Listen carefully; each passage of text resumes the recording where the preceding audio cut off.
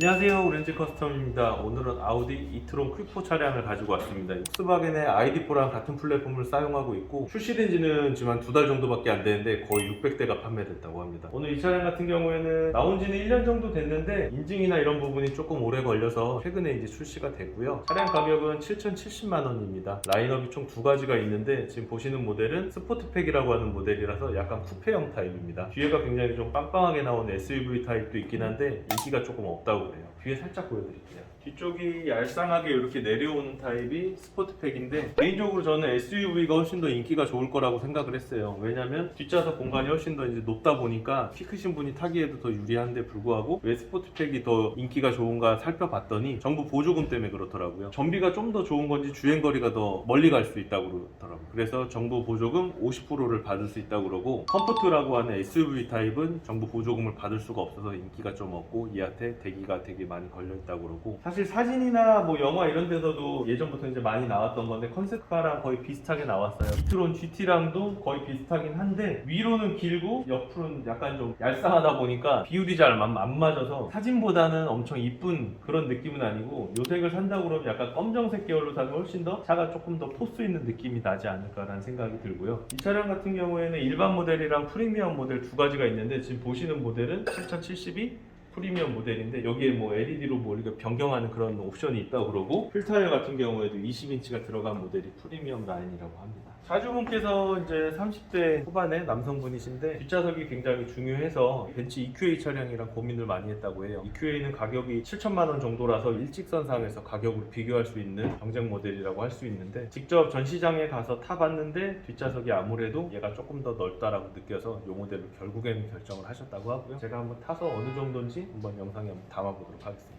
네, 뒷좌석에 탔는데요. 일단은 딱 탔을 때 굉장히 쾌적하다는 느낌이 들어요. 레그룸이라고 그러죠. 제 무릎부터 해서 앞좌석 시트까지 거리가 거의 10에서 15cm 정도 여유가 있어요. 제 키가 180인데 불구하고 이 정도면 굉장히 뭐 S클래스 정도의 여유가 있다고 보시면 될 것 같고요. 이게 EQA랑 차 길이가 한 15cm 정도 나는데 아마 그 15cm가 여기에 아마 쓰이지 않았을까라는 좀 생각을 해보고요. 조금 아쉬운 거는 뭐 저는 사실 앉은 키가 크고 저한테 맞는 차가 사실 뭐 카이엔이나 이런 차들 외에는 천장이 안 닿는 차가 없는데 이 차도 역시나 제가 그냥 편하게 이렇게 앉으려고 하면 머리통이 닿습니다. 그래서 키가 이제 크신 남성분들이 타기에는 뒷자리는 조금 불편할 수 있다라는 부분 좀 알고 계셨으면 좋을 것 같고요. 뒷좌석 각도가 생각보다 조금 서 있어요. 장거리 갈 때는 조금 불편할 수 있겠다라는 생각이 좀 들고 리클라인이 없는 게 조금 아쉬운 뒷좌석의 좀 단점인 것 같습니다. 자꾸 단점만 얘기해서 죄송한데 이 소리 있죠? 유리 내린 소리 진짜 커요. 제가 타봤던 차 중에서 이 소리가 제일 큰 것 같아요. 그리고 여기 보시면은 기어 노브 쪽은 버튼은 아니고 이제 밀고 당기는 이런 방식으로 되어 있습니다. 앞으로 하면 D, 뒤로 하면은 후진. 뭔가 이렇게 물리 버튼이랑 같이 섞여 있다고 보시면 될 것 같아요. 참고로 이 차량은 인증 주행거리가 한 360km 정도 된다고 하고요. 배터리는 82kW 정도 된다고 합니다. 주행을 한번 시작해 보도록 하겠습니다. 모터 같은 경우에는 싱글 모터가 들어있습니다. 가속관 같은 경우에는 우리가 이제 흔히 알고 있는 테슬라나 이런 차들은 보통 듀얼 모터가 가장 기본형 모델로 판매가 되다 보니까 스포츠카처럼 굉장히 빠른 주행 질감을 가속감을 가지고 있는데 반해서 폭스바겐 계열 차들은 듀얼 모터를 가지고 있는 차량이 굉장히 적은 것 같아요. 현재 출고되는 모델 중에서 테슬라나 이런 차들은 악셀 페달에 한 10분의 2 정도만 밟으면 쿨파워가 나오는데 반해서 제가 예전에 샀던 뭐 타이칸이라던가 이트론, GT 같은 모델들은 내연기관 의 그런 악셀 페달 느낌을 가지고 있더라고요. 이 차도 약간 비슷해요. 그래서 조금 밟으면 차가 거의 안 나가요. 테슬라 같은 전기차랑은 악셀 느낌이 완전 다르다고 보시면 될 것 같아요. 텔레 같은 경우에는 국산차 뭐 6, 7천만 원짜리 전기차들이랑 비교하면은 이 소재나 이런 부분은 조금 많이 아쉬운 것 같아요. 이런 부분도 전부 다 우레탄이랑 플라스틱이 대부분 다 쓰여져 있고 스티어링 휠 쪽에만 가죽이 들어갔고 시트 같은 경우에도 거의 다 이제 인조 가죽으로 돼 있어요.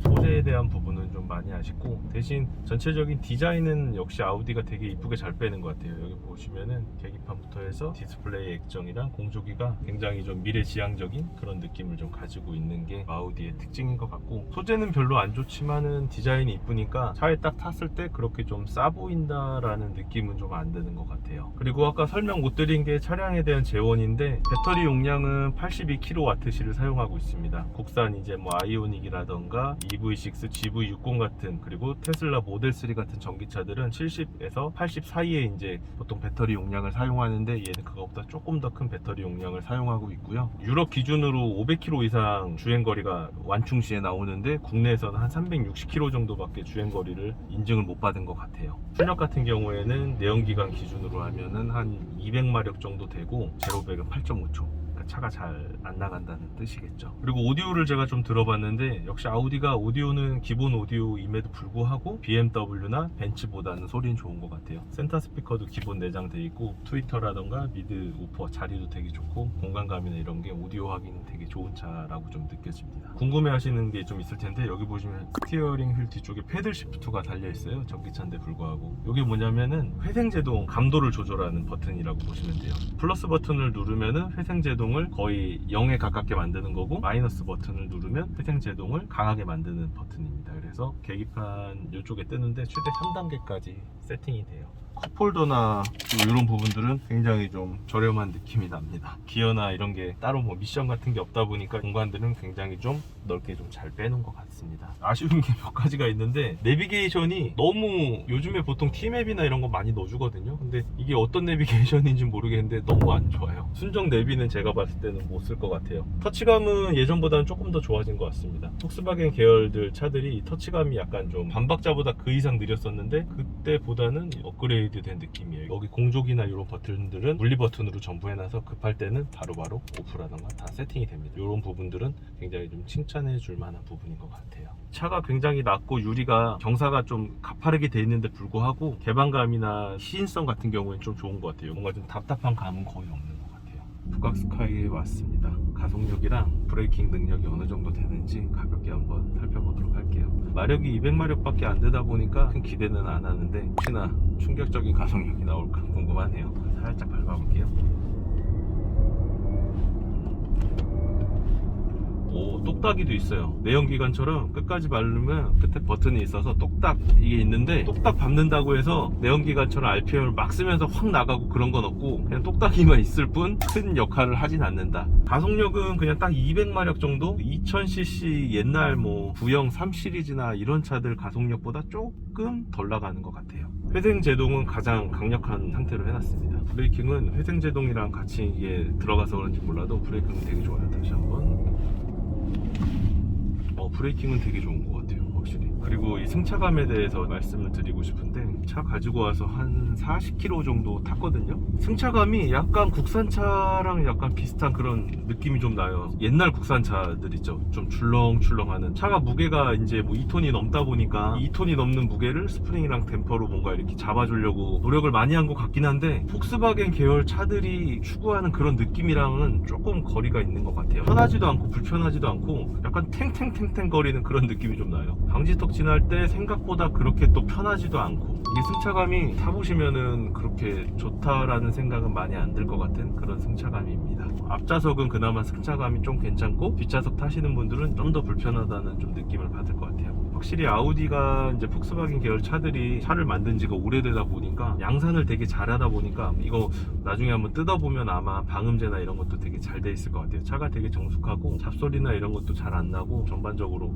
만듦새 자체는 굉장히 좋은 것 같아요. 총평을 좀 말씀드리자고 하자면, 지금 이 모델의 장점은 수입차라는 배지가 있고, 전기차인데 비교적 색상에 비해서 국산차보다는 조금 더 빨리 받을 수 있다는 장점이 있는 것 같아요. 일단 이 두 가지가 가장 크고, 그 밖에 오디오라던가 왁구나 단차 이런 게 미국 테슬라나 이런 것보다는 훨씬 더 좋은 그런 느낌이고, 단점이라고 하면은 국산 전기차에 비해서는 만듦새나 승차감, 재질 이런 것들이 조금 아쉽다라는 게 제 개인적인 평가입니다. 차주분이 이 차를 사기 전에 경쟁 모델 같은 경우에는 벤츠의 EQA 7천만 원인데 주행은 300km 정도밖에 안 되고, 실제로 뒤에 가서 타보니까 이거보다는 조금 불편하다는 그런 느낌을 받으셨대요. 그래서 가족들을 위해서 벤츠보다는 아우디 쪽으로 좀 선택을 하셨고, 그리고 요즘에 또 핫한 같은 플랫폼을 쓰고 있는 폭스바겐의 ID4도 주문을 했는데 걔는 대기 기간이 얘보다 조금 더 길고 아우디보다는 아무래도 브랜드 등급이 한 등급 정도 낮다 보니까 결국에는 이쪽으로 마음을 튼 것 같고요. 국산차도 생각을 되게 많이 했었대요. 차주분이랑 조금 친분이 있어서 저는 제네시스 GV60을 개인적으로 추천을 했는데 직접 가서 타보고 만족도 했는데 실제로 주문을 하고 받는 데까지는 거의 1년 반에서 2년 정도 걸린다고 그래서 깔끔하게 포기를 했다고 합니다. 제 개인적인 생각으로는 제가 지금 타보니까 전 지금 GV60도 있고 테슬라 모델 3, 모델 Y 전기차 종류는 웬만한 건 다 한 번씩 사보고 타봤는데 얘도 상품성이 나름 있어요. 저는 개인적으로 벤츠 EQA를 7천만 원 주고 살 바에는 이트론 Q4를 저라면 살 것 같아요. 그것보다는 조금 더 기다릴 수 있다고 하면 저라면은 아이오닉 5, GV60, EV6 요 3개 중에서 하나를 고를 것 같습니다. 오늘 총평은 여기서 이렇게 마치도록 하고요. 조만간 포르쉐 카이맨 GT4 모델이랑 레인지로버 가솔린 모델 이제 출고를 받거든요. 이 차량들도 출고기랑 시승기를